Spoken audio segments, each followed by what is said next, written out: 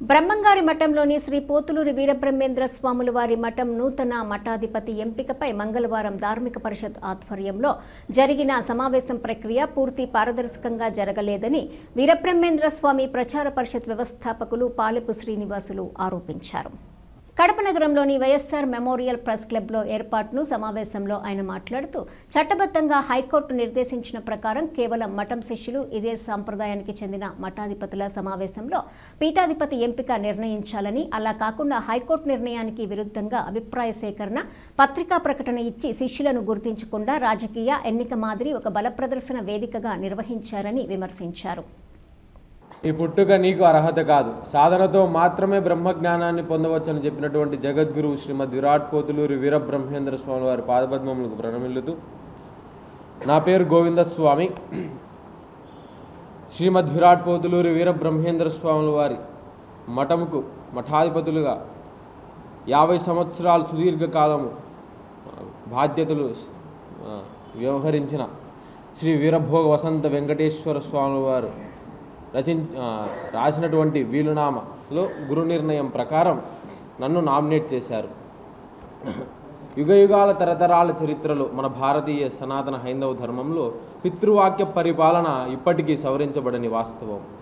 బ్రహ్మ విష్ణు మహేశ్వరులు, సప్త ఋషులు, మునీశ్వరులు తల్లిదండ్రి గురువు దైవం అన్నారు. అంతటి మహోన్నతమైన స్థానము ఇచ్చినవి మన భారతీయ సమాజం, సనాతన హైందవ ధర్మం తల్లిదండ్రులకు.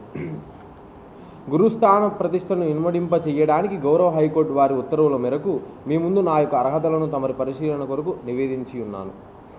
నేను పుట్టినప్పుడే 11/7/2007 విశ్వకర్మ జ్యోతి మాసపత్రికలో మఠమునకు వారసుడు జన్మజాతరీత్య యోగ్యత ఉన్న బాలుడు జన్మించాడనే ఆనాడే ప్రకటన చేశారు.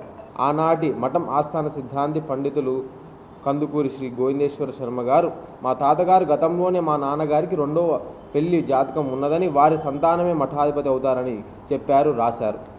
పూర్వపు మఠాధిపతులు నామినేషన్. పూర్వపు మఠాధిపతులు శ్రీ వీరభోగ వసంత వెంకటేశ్వర స్వామి వారి 5వ కొడుకునైన నన్ను శ్రీ వీరబ్రహ్మేంద్ర స్వామి వారి ఆత్మ ప్రబోధంతో తదుపరి మఠాధిపతిగా నియామకం చేసి 1/10/2010 ధార్మిక పరిషత్తుకు నామినేషన్ లెటర్ పంపారు. తదుపరి మఠాధిపతిగా వారి తదనంతరం అమలు చేయమని కోరారు. పూర్వపు మఠాధిపతులు వీలునామా ముఖ్య విషయాలు. నా మొదటి 4 కొడుకులు మఠం యొక్క ఆధ్యాత్మిక చింతన కానీ, వేదాంత శాస్త్రంలో ప్రాథమిక పరిజ్ఞానం లేక మఠం యొక్క సాంప్రదాయ ఆచార వ్యవహారాలలో కానీ లేనందున పరిపాలన అర్హత వారికి ఏమాత్రం లేదని భావించి మఠం యొక్క ఉనికిని భవిష్యత్తుని దృష్టిలో ఉంచుకొని నా 5వ కొడుకు శ్రీ గోవిందస్వామి చక్కగా హిందూ మత సంప్రదాయాలలోను వేదాంత శాస్త్రంలోను ప్రాథమిక పరిజ్ఞానం కలిగి మఠం యొక్క సంప్రదాయ పరిజ్ఞానం నిమిత్తము నా వద్ద సరైన శిక్షణ పొందుతున్నందున నాకు బ్రహ్మంగారి ఆత్మ ప్రబోధంతో ప్రకారం నాకు తదనంతరం శ్రీమద్ విరాట్ పోతులూరి వీరబ్రహ్మేంద్ర స్వామి వారి మఠంకు నా ఉత్తరాధికారిగా మఠాధిపతిగా నామినేట్ చేస్తున్నానని ఇలా శ్రీ వీరభోగ వసంత వెంకటేశ్వర స్వాముల వారు వీలునామా రాశారు. నిన్న మన ప్రపంచ చరిత్రలో మొట్టమొదటిసారిగా ఒక శిష్య బృందం ద్వారా మఠాధిపతిని ఎంపిక చేసేటటువంటి ప్రక్రియ జగద్గురు శ్రీమద్ విరాట్ పోతులూరి వీరబ్రహ్మేంద్ర స్వాముల వారి మఠంలో జరిగింది.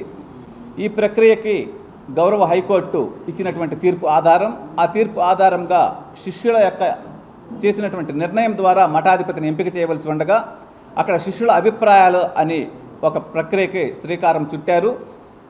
అక్కడ జరిగినటువంటి ఈ ప్రక్రియలో శిష్యులను గుర్తించమని, శిష్యులను ఏ విధంగా గుర్తిస్తారు, అదే సాంప్రదాయంకి చెందినటువంటి మఠాధిపతులను ఏ విధంగా గుర్తిస్తారని ధార్మిక పరిషత్ ప్రకటన ఇచ్చిన వెమ్మటే గురుపత్ని గారు నోటీసు కూడా ఇవ్వడం జరిగింది.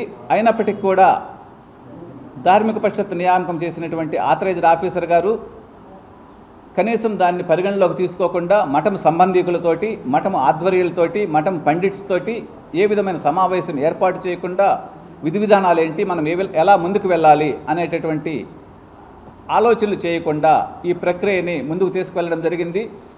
అది అప్పటికప్పుడు చెప్పడం జరిగింది.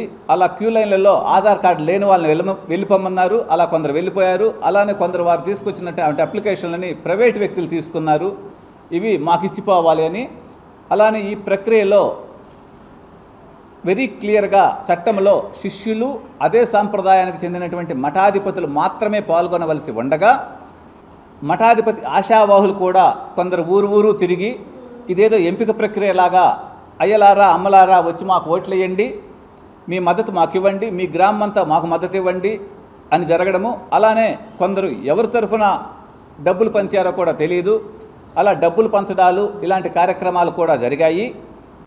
ఇలా అనేకమైనటువంటి అవకతవకలతోటి ఈ కార్యక్రమం జరిగింది. శిష్యులను అనేక మందిని లోపలికి అలౌ చేయలేదు. ఈవెన్ కొందరు శిష్యులు కూడా మాతోటి మాట్లాడడం జరిగింది. మేము గోవింద స్వామికి అని అనగానే ఆ పేపర్లు వాళ్ళు వీళ్ళు లాక్కోవడం జరుగుతుందని, అలానే ఆ పక్కన పెడుతున్నారని మేము నలుగురు వెళ్ళినప్పుడు ఒకటి పక్కన పెట్టి ఒకటి మూడు ఆ పక్కన పెట్టడం ఇట్లాంటివి జరుగుతున్నాయని కూడా కొందరు శిష్యులు మా దృష్టికి తీసుకొని వచ్చి ఉన్నారు. అలానే కొందరు అక్కడక్కడ ఉన్నటువంటి వాళ్ళ చేతుల్లో ఉన్నటువంటి పేపర్లు పక్కన పెట్టేసి ఇది డిపార్ట్మెంట్ వాళ్ళు ఇచ్చింది, ఇది ఇవ్వాలి మీరు, ఇదైతే మాత్రమే చెల్లుతుందని వాళ్ళకు కావాల్సిన రీతిలో వాళ్ళు పేపర్లు ఇవ్వడం కూడా జరిగింది. కొందరు సత్రాల్లో క్యాంపులు ఏర్పాటు చేసుకొని కూడా జరిగింది. ఇన్ని అవకతవకలు జరిగినటువంటి ఈ సమావేశము తీవ్రమైనటువంటి రసాబసాగా ముగిసింది. అలానే ధార్మిక పరిషత్ని గురుపత్ని గారు అడిగారు, ఆథరైజర్ ఆఫీసర్ గారిని, స్వామి రాలేని వారి పరిస్థితి ఏంది? కొందరు 80 ఏళ్లలో ఉంటారు, కొందరు కొందరు వారికి ఉన్నటువంటి సమస్యల వల్ల రాలేకపోవచ్చు అని అడగగా వారందరూ కూడా వేరే వాళ్ళ ద్వారా తెచ్చివ్వడం ఇవ్వమన్నారు. అలా వేరే వాళ్ళు వాళ్ళ ఊర్లలో వాళ్ళని తెచ్చి ఇచ్చిన వాటిని కూడా స్వీకరించలేదు. అలానే తుఫాను వలన అనేక మంది ఇబ్బందులకు గురవుతూ వచ్చిన వాళ్ళని, కొంచెం లేటుగా వచ్చిన వాళ్ళని కూడా అలౌ చేయలేదు. కేవలం ఈ ప్రాసెస్ని 3 గంటల్లో ముగించేశారు. 11 గంటల నుంచి 2 గంటల వరకు సమయం అని ఇచ్చారు. ఆ సమయంలో శిష్యుల అభిప్రాయాలు చెప్పడానికి కూడా ఓరల్గా చెప్పడానికి ఎవరికి అవకాశమే లేదు. వాళ్ళ చేతుల్లో ఉన్న పేపర్స్ ఇట్లా ఇచ్చేసేయండి స్పీడ్గా వెళ్ళిపోండి అని. ఇది ఒక బృహత్తరమైనటువంటి సమాజంలో అత్యంత గౌరవ ప్రతిష్టలు ఉన్నటువంటి జగద్గురు స్థానంలో ఉన్నటువంటి మఠంలో జరుగుతున్నటువంటి సంఘటన. ప్రపంచవ్యాప్తంగా ఉన్నటువంటి హిందువులు ఇలాంటి సంఘటనని మొట్టమొదటిసారి చూస్తూ ఉన్నాము అనేటటువంటి ఉద్దేశంతో ఎంతోమంది ఫాలో అవుతున్నారు. అలాంటి సంఘటన ఇలా రసాబసగా ముగియడానికి ధార్మిక పరిషత్ సరైన విధి విధానాలు రూపొందించుకోకుండా ఉండడం అనేది ఒక ముఖ్యమైన కారణము. అలానే పూర్తి ధార్మిక పరిషత్ అనేది లేకుండా కేవలం 4 అధికారులు మాత్రమే చేయడం వల్ల కూడా ఏర్పడినటువంటి సమస్య. అదే ధార్మిక పరిషత్తులో మఠాధిపతులు, పీఠాధిపతులు, అలానే ఆగమ పండితులు, వేద పండితులు, 2 జడ్జీలు, లాయర్లు, చార్టెడ్ అకౌంటెంట్సు, ప్రముఖ దాతలు సభ్యులుగా ఉంటారు. వారు ఉంటే ఇలాంటి పరిస్థితి ఎదురయ్యేది కాదు. ఈ విషయం గురించి గౌరవ సీఎం గారు తక్షణం స్పందించాలి.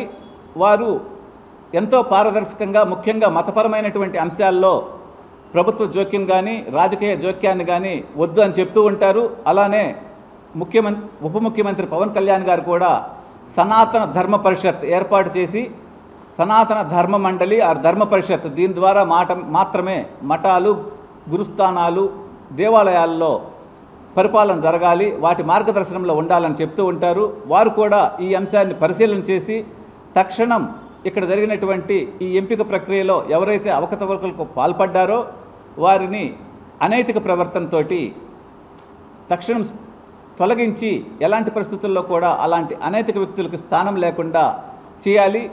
ఈ చట్టము పూజ్య ఎన్టీఆర్ తీసుకొచ్చింది కూడా ఆ ఉద్దేశంతో తీసుకొచ్చారు. అందుకని ఆ చట్టము అలానే మన రాజ్యాంగానికి వ్యతిరేకంగా నిన్న జరిగినటువంటి సమావేశాన్ని రద్దుపరిచి అన్ని అర్హతలు కలిగినటువంటి గోవింద స్వామిని తదుపరి మఠాధిపతిగా నియామకం చేయడానికి ధార్మిక పరిషత్ చర్యలు తీసుకోవాలని కోరుతున్నాం.